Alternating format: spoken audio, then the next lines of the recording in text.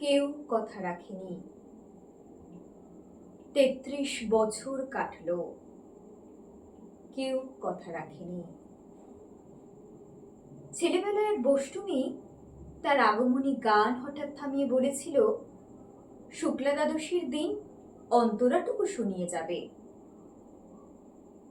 তারপর কত চন্দ্রভোগ অমাবস্যা এসে চলে গেল, কিন্তু সেই বষ্টমী আর এলো না। ২৫ বছর প্রতীক্ষায় আছি। মামাবাড়ির মাঝি নাদের আলী বলেছিল, বড় হও দাদা ঠাকুর, তোমাকে আমি ৩ প্রহরের বিল দেখাতে নিয়ে যাব।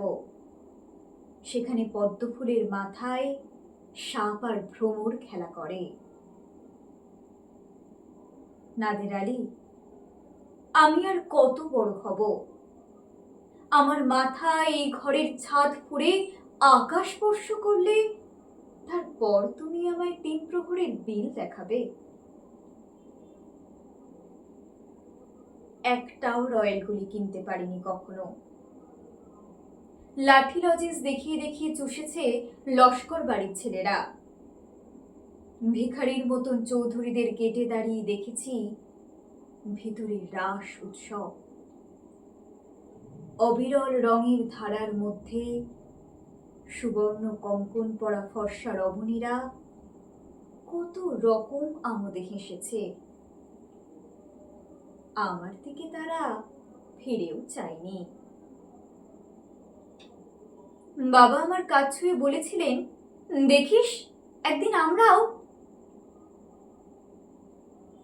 বাবা এখন অন্ধ, আমাদের দেখা হয়নি কিছুই। সেই রয়্যাল গুলি, সেই লাঠি লজেন্স, সেই রাস উৎসব আমায় কেউ ফিরিয়ে দেবে না। বুকের মধ্যে সুগন্ধি রুমাল রেখে বরুণা বলেছিল,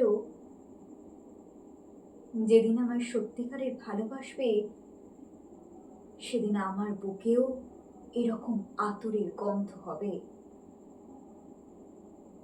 ভালোবাসার জন্য আমি হাতের মুঠোয় প্রাণ নিয়েছি। দুরন্ত ষাঁড়ের চোখে বেঁধেছি লাল কাপড়। বিশ্ব সংসারে তন্ন তন্ন করে খুঁজে এনেছি ১০৮টা নীল পদ্ম। তবু কথা রাখিনি বরুণা। এখন তার বুকে শুধুই মাংসের গন্ধ। এখনো সে যে কোনো নারী। কেউ কথা রাখেনি। ৩৩ বছর কাটলো, কেউ কথা রাখে না।